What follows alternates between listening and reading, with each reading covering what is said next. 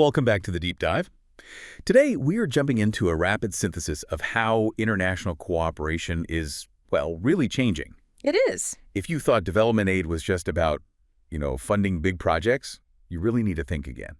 The sources we're looking at today show this huge strategic pivot. Exactly. Global efforts are now being driven by these complex, high-level partnerships, cutting-edge technology, and this is the crucial part, a real attempt to build up regional skills and even domestic social inclusion. You've hit on it. We're moving way beyond simple one-to-one giving, and these updates are so important because they show three critical shifts happening all at once. Okay. First, there's a push towards something called trilateral cooperation, so three parties combining their strengths. Second, a massive investment in tech, especially AI for climate. And third, a really sophisticated effort to bring in, domestic civil society and get more marginalized groups involved in global volunteer work. So our mission today is to connect these dots. They seem separate, but they're not. We're synthesizing updates from MIKTA strategy sessions, a huge AI forum in Tanzania, skills exchanges in East Africa, and new domestic partnership models. Right. We wanted to figure out not just what's happening, but what it all means for the future of global development. Okay, so let's start at the top, the strategic high point. The fifth MIKTA Development Cooperation Institutions Network High-Level Meeting in Seoul. Now, MIKTA itself is a pretty fascinating group. It is. MIKTA, for anyone who doesn't know, it stands for 5 key middle power countries: Korea, Mexico, Indonesia, Turkey, and Australia. Right. And they gathered under this theme, strengthening MIKTA's role in an era of complex crises, which is very fitting. It is, and historically, these middle powers, they can act as really powerful bridges, They don't have the same political baggage as, say, the G7 nations, but they have significant resources and expertise. But what's really significant here is that they didn't just, reaffirm cooperation. They actually committed to formalizing a very specific a distinctive model. They did. And that model is centered entirely on Trilateral cooperation. Trilateral cooperation, exactly. This means every project should ideally pull on the unique advantages of at least 3 member nations. So maybe one country provides the funding, another provides specialized technical staff, and a third gives, a specific piece of tech. It's all about being more flexible and targeted. What I have to ask, while that sounds great on paper for pooling resources, doesn't it just complicate the logistics? I mean, are you creating more bureaucracy by mixing 3 different institutional cultures? That's a totally valid concern, and it's why the proof really has to be in the execution. Sure. They specifically highlighted a successful example that shows the benefit really outweighs that complexity. They pointed to the Project for Quality Maternal and Newborn Health Services in Kajiado County, Kenya. Okay, walk us through that. How did the trilateral part work there? So the initial project was kicked off by the Republic of Korea's main aid agency, KOICA. Right, the Korea International Cooperation Agency. Exactly. KOICA provided the foundational medical infrastructure and the training, but the crucial third element came from Turkey's Development Cooperation Agency, TKA. And what did TK bring to the table? TKA stepped in to provide very specific support, solar power installations for those new health facilities. Okay, so that's the genius of it. Mm-hmm. You don't just build a clinic. You make sure the critical infrastructure, like reliable power for refrigerators and medical equipment, is there from day one. Precisely. And you bring in the partner who is best positioned to deliver that one piece efficiently. It transforms a basic aid project into a sustainable one. It's designed to solve those common development bottlenecks, like an unstable power grid right out of the gate. It just maximizes the whole investment. Now, that high-level strategic thinking has a direct parallel on the ground. Let's shift over to the East Africa Skills Exchange event. Yes, and this shows another really important pivot. We're seeing major aid agencies move beyond just funding a vocational program in one country. Now they're actively supporting interregional cooperation. This event in Kampala, Uganda, was the first ever 6-country skills exchange in East Africa. 6 countries. That's huge. Who was involved? It was Uganda, Ethiopia, Mozambique, Kenya, Rwanda, and Tanzania. That's a massive collaborative footprint. Mm-hmm. So what was the point, really? I mean, beyond just sharing notes?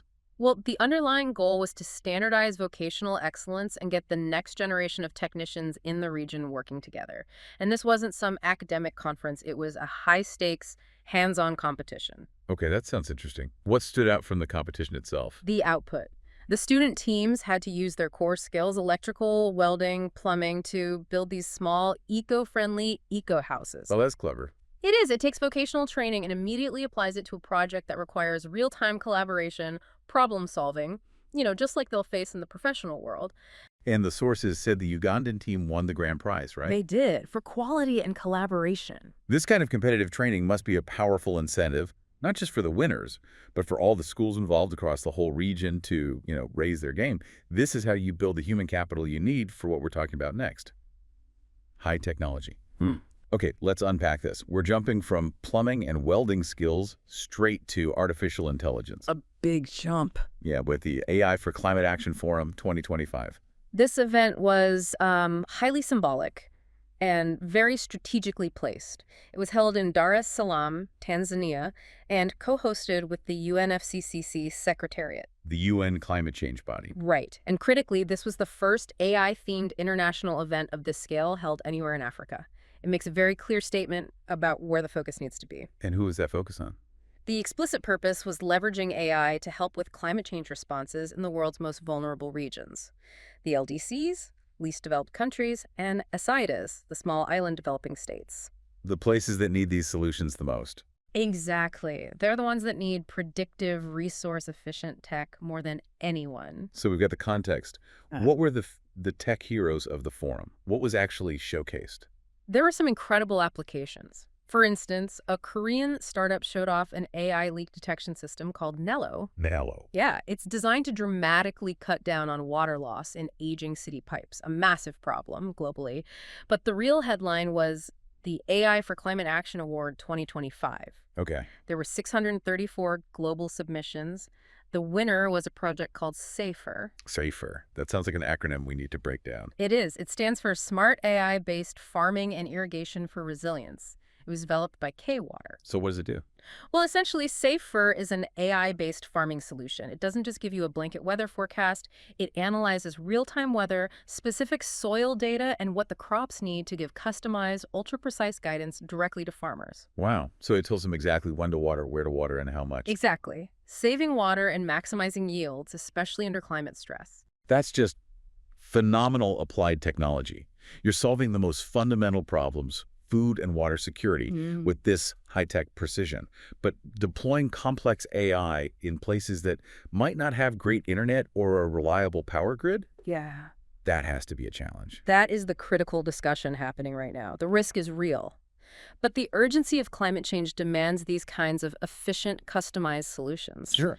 The beauty of systems like SAFER is that they're designed to be pretty low bandwidth for the farmer. It's about delivering specific, actionable data points, not streaming huge amounts of video, making complex insights simple and accessible. And the forum itself actually gave us hard data on this. The survey results from the people there were extremely telling, right? They were. Overwhelmingly positive evaluation of the AI tech-like 93.4%. Right. But their priorities, what they said they needed it for, cut straight to the basics. Let me guess. The highest demand areas for AI applications were identified as agricultural technology and water management. Which perfectly validates the investment into systems like SAFER and Nello. And this connects perfectly to our next piece of news, because this strategy, it isn't just about helping the recipient countries, it's also about building up and exporting the domestic tech ecosystem. Absolutely. We saw this confirmed when the lead organization got the Prime Minister's Award for contribution to public procurement of innovative products. The strategy, since 2010 really, has been to find these emerging, innovative domestic technologies and then intentionally use them to solve problems overseas through aid programs. So it's a brilliant loop. Aid recipients get cutting-edge solutions for their environment, and the innovative companies back home get invaluable international experience and a new export market. It's the definition of a dual benefit strategy, and the success is quantifiable. In the last 5 years, this has led to distributing 15 innovative products to 48 countries. And what does that translate to in terms of exports? It's achieved about $8 million in exports for those firms. Now, $8 million isn't a massive number in global trade. But for a small or medium-sized company? For them, it's crucial. It represents scaling and global validation that is just so hard to get otherwise. And the benefit doesn't stop at the border. The sources also mentioned that they're promoting these product demos in non-capital regions of Korea, like Yeongwol in Gangwon-do. to help with regional economic revitalization. Yeah. It's a truly integrated strategy. That structural and technological shift is profound. Okay, let's pivot to the final piece, the human element. How partnerships are being used to expand who gets to participate in global service. And this is such a critical discussion about inclusion. Global volunteerism can have these structural barriers: cost, time, who's even eligible. It often skews toward more privileged groups. Right? The new strategy is to deliberately go out and remove those barriers for socially disadvantaged groups. So we saw 2 big MOUs, or Memorandums of Understanding, signed on October 1st.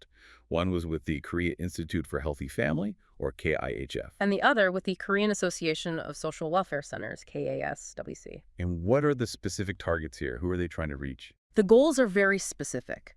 Expand the participation of multicultural families and low-income groups in overseas volunteer projects. Yeah. These are groups that often have the skills, they have the desire to serve, but they face logistical hurdles.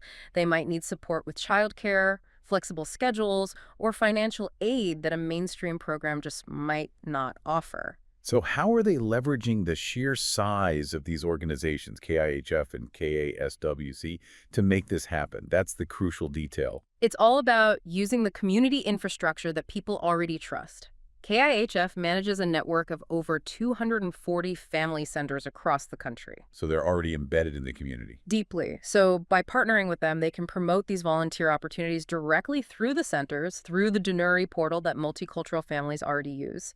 They can offer tailored info sessions and, importantly, preferential selection to lower the barrier to entry for this group. And for low-income groups, through the social welfare centers. It's a similar model. KASWC is also a massive network with over 460 social welfare centers. The partnership lets them use those local centers and online platforms to specifically encourage participation. So the key takeaway is a shift from just passively recruiting to this active, targeted outreach. Exactly. It leverages existing social support systems to make sure that global service isn't just an option for a select few. It becomes a platform for domestic social mobility and inclusion. It makes the entire aid system more representative of the society it comes from. What a sweep of updates. Yeah. I mean, if we step back, the transformation is just so clear. Development cooperation is no longer a simple act of giving. Not at all. It's become this sophisticated, multi-layered strategy. You've got strategic alliances like MIKTA, you have high-tech transfer that's validated by on-the-ground needs, and this determined focus on domestic social inclusion. And what's fascinating to me is the synergy. It's seamless. We started with the need for strong regional vocational skills, right? Which are the prerequisite for adopting advanced tech. Sure, you need the technicians. Then we saw that advanced technology, like SAFER, is being developed precisely to meet the highest demand needs that vulnerable nations are shouting for: agriculture and water. And all of this is supported by a domestic strategy that links exports, regional revitalization, and social inclusion. It all fits together. Okay, so here's where it gets really interesting. We've seen that the biggest global demand is for these hyper-specific AI-driven solutions for resource management. Yes.